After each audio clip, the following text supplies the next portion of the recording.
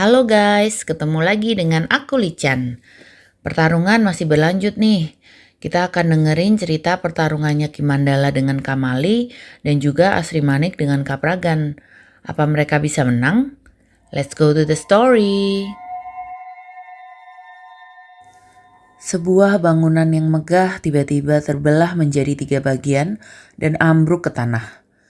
Semua yang sedang bertarung di luar seketika melihat ke arah bangunan yang mendadak hancur itu.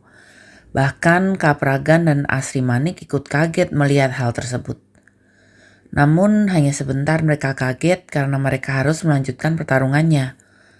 Pertarungan mereka masih sangat sengit. Kapragan yang bertangan 4 dengan tongkat dan kepala Ki Bajra sebagai senjata membuat Asri Manik kewalahan. Tapi Asri Manik juga tidak sendiri. Dia bersama Kerangkong bisa menahan serangan-serangan dari tubuh Kapragan yang besar. Sedangkan Kamali tampaknya tidak menyangka tangannya akan terpotong seperti itu. Dan mungkin Kimandala sedang beruntung karena dalam posisi duduk sehingga tidak terkena serangan Sima. Kimandala memanfaatkan kesempatan itu untuk menarik sarung keris yang ia simpan. Lalu sarung keris yang besar itu melesat ke arah Kamali dan membuatnya terdorong ke belakang. Kimandala merasa serangan fisik tidak berlaku lagi sekarang. "Mandala, kamu ingin bertarung seperti ini sekarang? Akan kulayani," teriak Kamali. Tiba-tiba muncul awan hitam yang menutup Kimandala dari segala sisi. Angin topan bertiup dan petir menyambar. Sementara itu, Kamali sepertinya mencoba menumbuhkan kembali tangannya yang terpotong. Wajahnya terlihat kesakitan saat muncul sebuah tulang baru yang perlahan membentuk tangan. Kini dia harus mengeluarkan semua ilmunya untuk melawan Kimandala dengan kedua tangan yang sudah utuh kembali. Namun ketika dia melihat lawannya, ternyata Kimandala tidak lagi memakai tubuh besarnya. "Kenapa kamu memakai wujud itu lagi, Mandala?" teriaknya murka. Kimandala hanya terdiam dan melayang di antara awan hitam dan petir. Wujudnya kembali ke wujud kakek-kakek dengan pakaian putih. Dan di tangannya ada sebuah keris emas di dalam sarung keris yang tadi ia gunakan. Kimandala tiba-tiba mencabut keris kecil itu. Butuh tenaga berlebih untuk mencabut dari sarungnya. Ketika keris itu tercabut, maka Kimandala harus mencari korban untuk dimakan keris itu. Kalau tidak, maka dirinya sendiri akan menjadi korbannya. "Apa keris kecil itu ingin memakanku? Emangnya kamu saja yang punya keilmuan, Mandala?" kata Kamali sambil tertawa. Kemudian Kamali mengangkat kedua tangannya ke atas dengan dibalut aura berwarna merah dan hitam yang bercampur jadi satu. Tiba-tiba ia memukulkan tangannya ke tanah hingga bergetar kencang dan terbelah. Saking dahsyatnya getaran tersebut, Kapragan yang sedang bertarung dengan Asri Manik berteriak marah. "Kamali, ilmu apa yang kamu pakai, bodoh?" Kapragan tampak terganggu karena tanah yang ia pijak retak dan terbelah, bahkan mengeluarkan lahar panas. Sudah Nyai, naiklah ke atasku.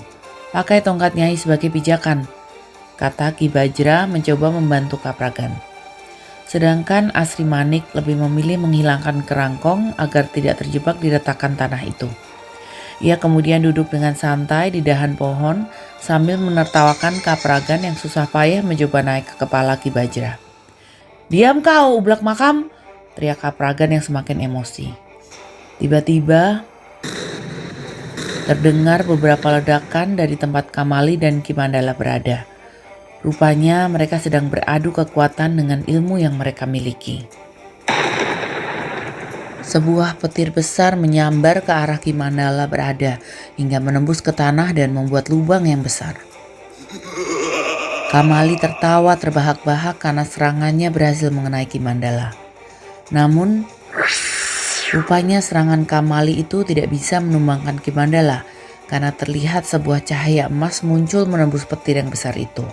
Cahaya emas itu tiba-tiba membelah petir menjadi 2 dan menyerap semua angin topan yang menghimpit Kimandala.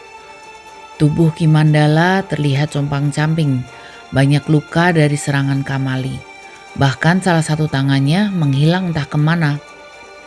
Kimandala sepertinya tidak bisa bertahan lebih lama dari serangan pamungkas Kamali. sehingga ia sengaja mengorbankan satu tangannya untuk dilahap keris demi menahan serangan Kamali. "Ini akan jadi serangan terakhirku, Kamali. Bersiaplah," ujar Ki Mandala. Ia menutup matanya dan mendekatkan keris itu di depan tubuhnya. Kemudian ia membacakan sebuah mantra hingga terlihat petir-petir kecil dari keris itu yang menarik petir besar Kamali. Petir yang besar itu pun menghilang seperti tersedot ke dalam keris kecil itu. Mata Kamali terbelalak melihat apa yang dilakukan Ki Mandala. "Pakai ilmu apa kamu, Mandala? Kenapa keilmuanku hilang?" Kamali berteriak tidak percaya. Ki Mandala tidak merespon pertanyaan Kamali itu. Ia terlihat sangat serius hingga 3 buah batu besar yang panas tiba-tiba meluncur ke arah Ki Mandala. Batu itu dilemparkan Kamali dari kumpulan lahar yang bergejolak akibat retakan tanah tadi. Namun beberapa meter sebelum batu itu menyentuh Ki Mandala, tiba-tiba batu itu terbelah menjadi 2 dan jatuh ke tanah. Melihat serangannya tidak berhasil, Kamali menghentakkan kakinya ke tanah. Dan keluarlah batu-batu runcing dengan berbagai ukuran. Ia kembali menghentakkan kakinya dan semua batu runcing itu meluncur ke arah Ki Mandala. Mata Ki Mandala tiba-tiba terbuka dan ia melepaskan keris yang ia pegang hingga melayang sendiri di depannya. Keris itu seperti bergerak sendiri menjaga Ki Mandala dari serangan batu runcing tersebut. Batu-batu itu kembali terbelah, bahkan ada yang hancur berkeping-keping karena tebasan keris. Kamali tiba-tiba tertawa, namun di balik tawanya itu terlihat air mata yang muncul dari matanya. "Usahaku menggeser tahta Kala sepertinya akan berhenti di sini. Aku sudah pasrah sekarang. Kesini kamu, makan aku. Aku sudah siap." Kamali dengan jantannya merentangkan kedua tangannya di depan keris sambil memejamkan mata. Tiba-tiba dalam sekejap sebuah cahaya emas melahap Kamali hingga ia tidak tampak lagi. Keris itu kemudian menurunkan Ki Mandala yang sekarang tak sadarkan diri ke tanah. Kemudian keris itu terbang dan menghilang ke langit sambil menjatuhkan sebuah mahkota emas yang dipakai Kamali. Dan hal itu menandakan berakhirnya pertarungan Ki Mandala dan Kamali malam itu. Sementara itu di hutan tempat Kapragan dan Asri Manik bertarung, terlihat Asri Manik terbang melayang di antara pepohonan hutan sambil menghindar dari serangan Kapragan. Ia membuka portal untuk kembali ke hutan Gunung Sepuh dan memancing Kapragan untuk bertarung dengan dirinya di dalam gunung yang gelap gulita itu. Kapragan dan Ki Bajra terus mengejar Asri Manik tanpa tahu rencananya. "Nyai, lemparkan aku ke arah Asri Manik supaya aku bisa mengurungnya," kata Ki Bajra memberi saran. Kapragan langsung mengambil Ki Bajra yang masih melayang di antara pepohonan dan melemparkannya dengan sekuat tenaga ke arah Asri Manik. Sebuah cahaya putih tipis berbentuk lingkaran tiba-tiba muncul dan mengurung Asri Manik bersamaan dengan Ki Bajra yang masuk di dalamnya. "Menyerahlah kamu Asri Manik. Aku tidak ingin melukaimu lebih jauh karena kekuatanmu sebagai pemimpin makam sangatlah berguna. Nanti biar aku dan Nyai yang bicara pada Kala agar kalian semua bebas menakuti para manusia," kata Ki Bajra mencoba membujuk Asri Manik sambil menunggu Kapragan yang masih berada di belakang sana. Namun Asri Manik sudah tahu sifat Kala yang menghalalkan segala cara untuk mencapai tujuannya. Dan prinsip itu sangat bertentangan dengan Asri Manik yang hanya ingin menakut-nakuti saja tanpa memperalat manusia. Sehingga ia pun tidak goyah mendengar bujukan dari Ki Bajra. "Bajra, ngapain kamu? Langsung saja musnahkan Asri Manik." Kapragan tiba-tiba berteriak dari belakang karena melihat Ki Bajra yang diam saja bersama Asri Manik. "Baik Nyai," jawab Ki Bajra. Seketika Ki Bajra mengeluarkan api yang menutupi kurungan itu dan membakar Asri Manik bersamaan dengan dirinya. "Akhirnya tugasku selesai. Mati kamu Asri Manik." Kapragan tertawa puas karena bisa membunuh salah satu makhluk yang dianggap kuat dari semua makhluk yang bertarung dengan Kala. Namun tiba-tiba muncul retakan kecil pada kurungan yang dibuat Ki Bajra yang memicu retakan lain yang lebih besar. Api tersebut tiba-tiba membesar dengan sendirinya. Malah apinya tiba-tiba meninggi melebihi pepohonan yang ada di sana. Entah bagaimana Asri Manik bisa keluar dari kurungan yang dibuat Ki Bajra. "Ah, nikmat. Tidak sia-sia aku membawa kalian keluar ke sini," kata Asri Manik tampak senang, seperti selesai memakan sesuatu.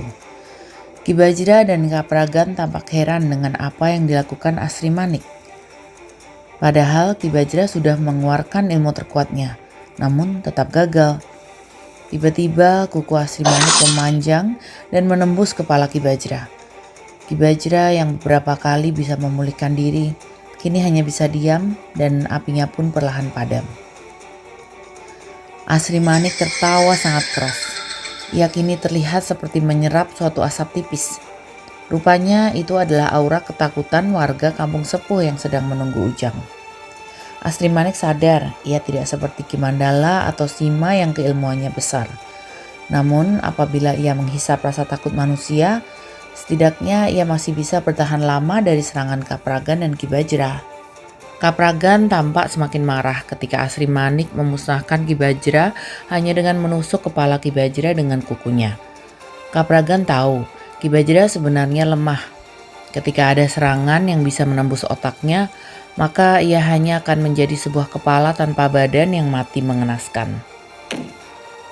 Kapragan berlari dengan langkah yang sangat lebar mengejar Asri Manik yang melayang menyusuri jalan setapak dan berbelok ke arah jalan kecil yang gelap. Tiba-tiba Asri Manik berhenti tepat di mana pohon beringin besar berdiri di tengah-tengah pemakaman.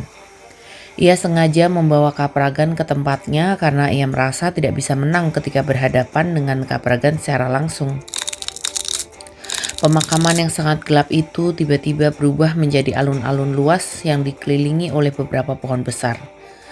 Kapragan yang baru sampai pun tiba-tiba berhenti di lapangan yang luas tersebut. "Selamat datang di rumahku, Kapragan," kata Asri Manik sambil melayang mendekati Kapragan. "Aku sudah menyiapkan tempat ini, jadi mari kita lanjutkan pertarungan kita," katanya lagi sambil tersenyum. Kini Asri Manik memancarkan aura mengancam yang sangat berbeda hingga membuat Kapragan menjadi waspada. Tak lama mereka berdua langsung bertarung habis-habisan. "Kamu kuat juga, Asri Manik. Aku tidak menyangka akan jadi seperti ini," kata Kapragan dengan napas terengah-engah. Tubuhnya terlihat babak belur, bahkan salah satu tangannya menghilang, menyisakan 3 tangan yang masih menempel di tubuhnya. Asri Manik pun kondisinya tidak jauh berbeda. Tubuhnya terlihat compang-camping dan ada beberapa kuku yang patah dan sebelah tangannya tidak bisa digerakkan. Namun Asri Manik masih bisa tersenyum. Ia merasa kini kekuatannya seimbang dan meskipun sulit, ia masih memiliki peluang untuk bisa menang. Sebuah kuku panjang tiba-tiba muncul dari tangannya yang masih bisa bergerak. Asri Manik dengan cepat melayang dan melesat ke arah Kapragan. Kapragan menahan kuku itu dengan tongkat yang ia pegang dengan kedua tangannya. Asri Manik mundur lalu membacakan sebuah mantra. Dan tiba-tiba muncul 4 lingkaran tipis di sekitar Kapragan. Dan dari dalam lingkaran tersebut muncul tangan besar yang serentak menyerang Kapragan. Suaranya terdengar sangat keras, dibarengi dengan asap yang mengepul. Namun, sebuah tongkat yang menyala dengan api di ujungnya tiba-tiba melesat dengan cepat dari dalam kepulan asap itu. Asri Manik yang hanya sempat menghindar sedikit sehingga sebagian rambut panjang dan wajahnya hancur terkena tongkat tersebut. Wajah cantiknya kini sirna, setengah wajahnya hancur terbakar dengan luka hitam yang membekas. Ia turun ke tanah sambil memegangi wajahnya dengan tangan. Tiba-tiba Kapragan tertawa bersamaan dengan hilangnya asap yang mengelilinginya. Tapi meskipun ia tertawa, kondisinya sama parahnya dengan Asri Manik. Kini hanya satu tangannya yang bisa bergerak dan kakinya terlihat pincang. Dengan tubuhnya yang masih bertahan, Kapragan berpikir bagaimana dia bisa mengakhiri pertarungan dengan Asri Manik. Dan ketika ia melihat tongkatnya yang menancap dan membakar pohon beringin di depannya, ia merasa Asri Manik maupun dirinya tidak akan mendapatkan apa-apa ketika salah satu dari mereka memenangkan pertarungan ini. Tiba-tiba ia berlari ke arah Asri Manik dengan menahan sakit karena salah satu kakinya tidak bisa bergerak dengan normal lagi. Kapragan menendang Asri Manik dengan sekuat tenaga dan dengan sangat cepat ia mencekik Asri Manik. Kapragan terus berlari mendekati pohon beringin yang terbakar sambil membawa Asri Manik dalam cekikannya. "Ayo kita musnah bersama Asri Manik. Mau aku atau kamu yang menang, kondisi Gunung Sepuh tidak akan berubah," katanya sambil menabrakkan Asri Manik ke pohon beringin itu. "Rupanya pemikiran kita tidak jauh berbeda, karena aku juga tidak yakin bisa memusnahkanmu tanpa mengorbankan diriku, Kapragan," kata Asri Manik memejamkan mata dan tersenyum. Dahan-dahan pohon yang menjuntai ke bawah tiba-tiba mengikat mereka berdua dalam kobaran api yang semakin membesar. Paling berat kayaknya pertarungan Asri Manik nih, karena emang dia nggak punya ilmu kayak yang lain ya. Dan akhirnya malah musnah barengan sama musuhnya. Kasian. Kita lanjutkan lagi ya cerita ini di malam Jumat nanti. See ya!